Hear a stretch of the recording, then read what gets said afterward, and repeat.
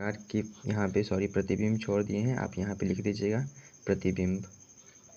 प्रतिबिंब चूँकि हो चुका है। अब हम लिखेंगे कि पहला नंबर में कि यहाँ पे ये समतल दर्पण में हमेशा सीधा प्रतिबिंब बनता है, प्रतिबिंब हमेशा सीधा बनेगा, ठीक है। और दूसरा में पार्श्विक रूप से क्या बनता है, उल्टा। पार्श्विक रूप से उल्टा बनेगा, उल्टा। तीसरे नंबर में जो कि यह सदैव आभासी बनने वाला प्रतिबिंब है, आभासी या काल्पनिक प्रतिबिंब बनाएगा।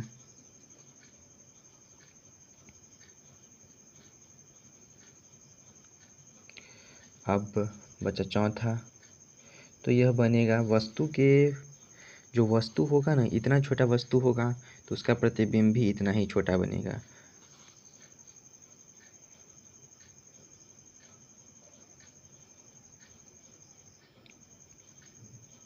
बराबर आकृति होगा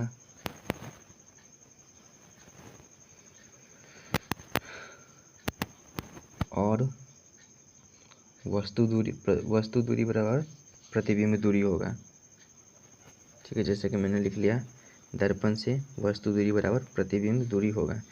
मैं स्क्रीन को पॉज बार बार करता हूँ ताकि आप लोगों को वीडियो लंबा ना लगे। जो कि हमारा यह तीसरा नंबर जो प्रश्न था कि समतल दर्पण द्वारा कैसा प्रतिबिंब बनता है, यानी कि टॉपिक्स, जिसको हम लोगों ने क्या कर लिया, मिल करके सॉल्व कर लिया। आपको इसका PDF भी कमेंट सेक्शन और वीडियो के डिस्क्रिप्शन में मिल जाएंगे, ठीक है। तो अब हम बढ़ते हैं नए टॉपिक की ओर आगे, जो कि अब हमारे पास टॉपिक है गोलीय दर्पण क्या है। जो गोलीय दर्पण होता है वह क्या है सो जानेंगे, और उनके प्रकारों के विषय में भी अध्ययन करेंगे। जो गोलीय दर्पण के कितने प्रकार होते हैं उन सभी के बारे में भी हम क्या करेंगे, आज जानेंगे, ठीक है। और तब हम बढ़ते हैं अपने इस टॉपिक की ओर आगे। जैसा कि अब हमें बताना है कि गोलीय दर्पण क्या है और उनके प्रकार के विषय में अध्ययन करना है, ठीक है। तो मैंने यहाँ पे उत्तर में लिखा कि गोलीय दर्पण, ठीक है। तो गोलीय दर्पण किसे कहते हैं, तो गोलीय दर्पण की परिभाषा हमें इस प्रकार से देनी होगी कि वैसा दर्पण जिसका क्या होना चाहिए कि एक सतह क्या होगा, परावर्तक होगा, कोई एक सतह, और कोई दूसरा सतह क्या होगा, रजतित या कलई किया हुआ भाग। जैसा कि आपको मैं पहले गोलीय दर्पण का नामांकित चित्र दिखला देता हूँ।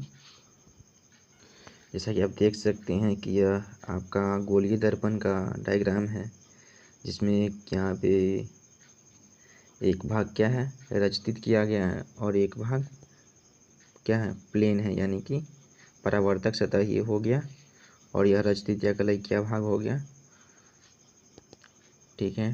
जिसमें ध्रुव ये हो गया और फोकस ये हो गया, प्रकाश केंद्र यानी कि सी वर्धकता केंद्र ये हमारा हो गया। यदि हमारा वीडियो आप लोगों को अच्छा लग रहा हो तो हमारे यूट्यूब चैनल को सब्सक्राइब और लाइक करें। तो हमने जैसा कि ये लिख दिया कि वैसा दर्पण जिसका कोई एक सतह या भाग रजतित या कलई किए होंगे और दूसरा भाग क्या होगा, परावर्तक होगा, यानी कि जहाँ से क्या होगा, परावर्तन की क्रिया होगी, ठीक है, वह यानी कि प्लेन होगा। तो हमें इसी टॉपिक में कह रहा है कि गोलीय दर्पण के प्रकारों के बारे में भी जानना पड़ेगा। तो गोलीय दर्पण के दो प्रकार होते हैं, एक अवतल और दूसरा उत्तल। तो हमने यहाँ पे लिख दिया कि एक अवतल दर्पण और दूसरा प्रकार होता है जो कि उत्तल दर्पण होता है। तो हम इसके परिभाषा को जानेंगे और इसके डायग्राम को, इससे पहले परिभाषा को जानने से पहले डायग्राम को भी देखना जरूरी होता है, ठीक है। तो जैसा कि आप देख सकते हैं कि यह अवतल दर्पण है, जिसका परावर्तक सतह क्या हुआ है, धंसा हुआ है, और जो अपरावर्तक सतह वो उठा हुआ है, यानी कि कलई किया हुआ भाग उठा हुआ है, और जो परावर्तक सतह है वो धंसा हुआ है। और ये आपके सामने उत्तल दर्पण है, जिसमें आपको दिख रहा होगा कि परावर्तक सतह क्या है, उठा हुआ, और जो धंसा हुआ सतह है वो क्या है, रचित या कलई किया हुआ, जहाँ से परावर्तन की क्रिया नहीं हो पाएगी। तो आपको यह नोट्स में लिख लेना है कि इनमें कौन सा बिंदु क्या चीज़ है, या आप स्क्रीनशॉट ले लें इस नोट्स का। ठीक है, अब हम अवतल दर्पण की परिभाषा और उत्तल दर्पण की परिभाषा की ओर आगे बढ़ते हैं। जैसा कि अवतल दर्पण का परिभाषा क्या होता है कि वैसा दर्पण जिसका परावर्तक सतह क्या होगा, धंसा हुआ होगा, और अपरावर्तक सतह उठा हुआ होगा। ठीक है, तो हम इस परिभाषा को लिख सकते हैं। जैसा कि आप अवतल दर्पण का परिभाषा देख सकती हो, वैसा दर्पण जिसका परावर्तक सतह धंसा हुआ और अपरावर्तक सतह उठा हुआ होगा। ठीक है, उसी प्रकार उत्तल दर्पण का क्या होगा, जो इसका परावर्तक सतह धंसा होगा वह इसका उत्तल दर्पण में उठा होगा। ठीक है, और जो अपरावर्तक सतह है वह इसका उठा हुआ होगा, तो इसका क्या होगा, धंसा हुआ होगा, जिससे आपको इन दोनों की परिभाषा को याद करने में सहूलियत होगी। ठीक है, अब हम बढ़ते हैं अगले नंबर टॉपिक की ओर। उससे पहले आपको उत्तल दर्पण का डायग्राम दिखला देते हैं। जैसा कि आप उत्तल दर्पण का डायग्राम यह देख सकते हैं, आपको इन दोनों की परिभाषा अलग अलग तरीके से कई प्रकार के परिभाषा आपको कहाँ, जो कि PDF के रूप में मिल जाएंगे। इनके दो परिभाषाएं मिल जाएंगे। ठीक है, तो अगले नंबर टॉपिक की ओर आगे बढ़ते हैं।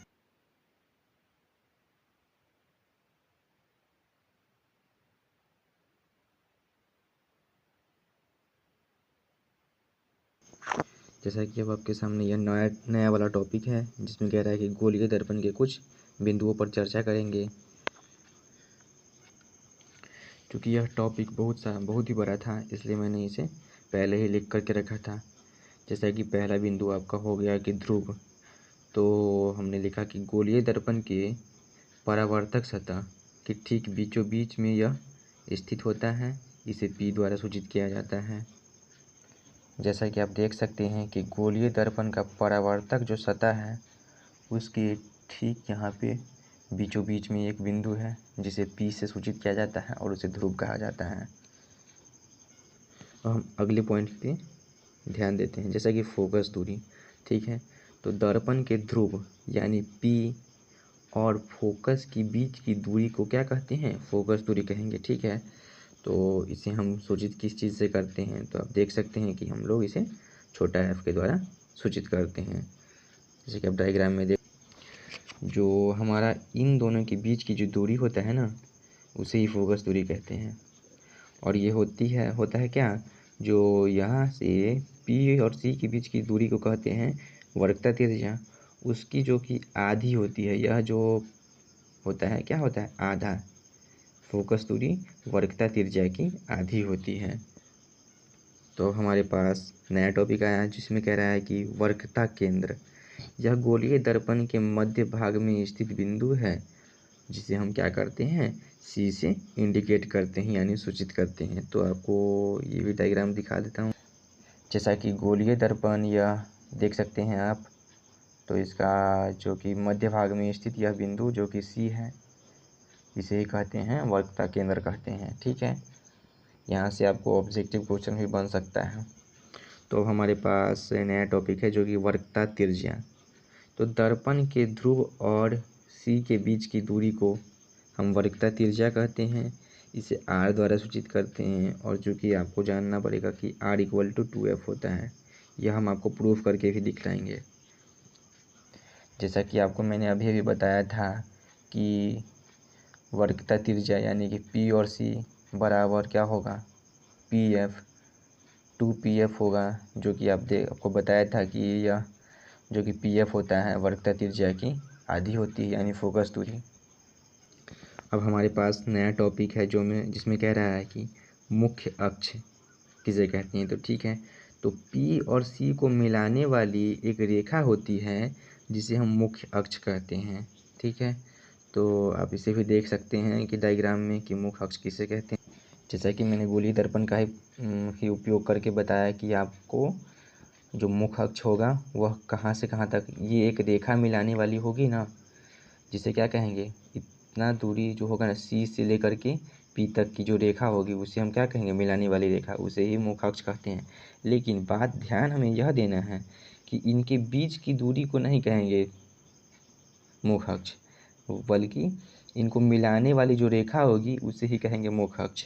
जैसा कि आप अवतल दर्पण में भी देख सकते हैं, अवतल दर्पण का यह मुख अक्ष ये हो गया P से C, और उत्तल दर्पण में भी P से C हो गया। ठीक है, अब हम अगले टॉपिक की ओर आगे बढ़ते हैं। अब आपके सामने अगला टॉपिक है जो कि अवतल दर्पण और उत्तल दर्पण की मुख्य फोकस की परिभाषा देना है। ठीक है, तो आपको इस दोनों की परिभाषा हम इस प्रकार से बता सकते हैं। जैसे कि आपके सामने ये टॉपिक है, अवतल और उत्तल दर्पण के मुख्य फोकस की परिभाषा को जानना। ठीक है, तो हम अवतल और उत्तल दर्पण के मुख्य फोकस की परिभाषा डायग्राम के थ्रू दे देते हैं।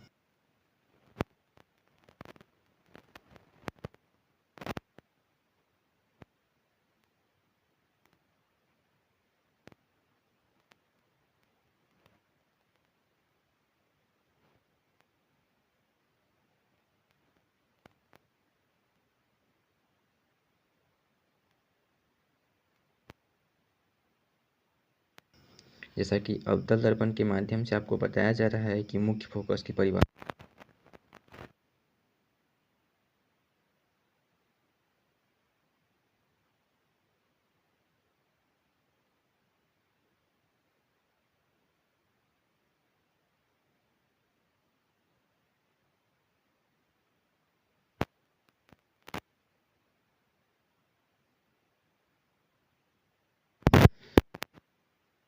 अब हम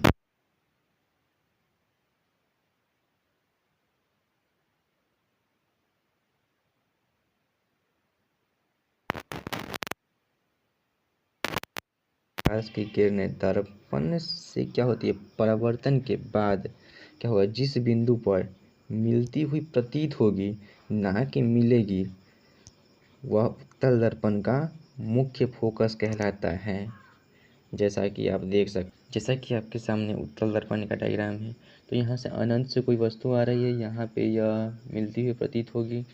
ठीक है, ये मिलती हुई प्रतीत होगी, इसे क्या कहेंगे, मुख्य फोकस कहेंगे उत्तल दर्पण का। यदि आप सभी को हमारा वीडियो अच्छा लगा हो तो हमारे यूट्यूब चैनल को सब्सक्राइब करें और एक लाइक करें, हो सके तो 3 लोगों को ज़रूर से ज़रूर शेयर करें। धन्यवाद। आपको इसका पूरा PDF जो कि आपको मिल जाएगा यूट्यूब चैनल के डिस्क्रिप्शन और कमेंट बॉक्स में भी। ठीक, धन्यवाद।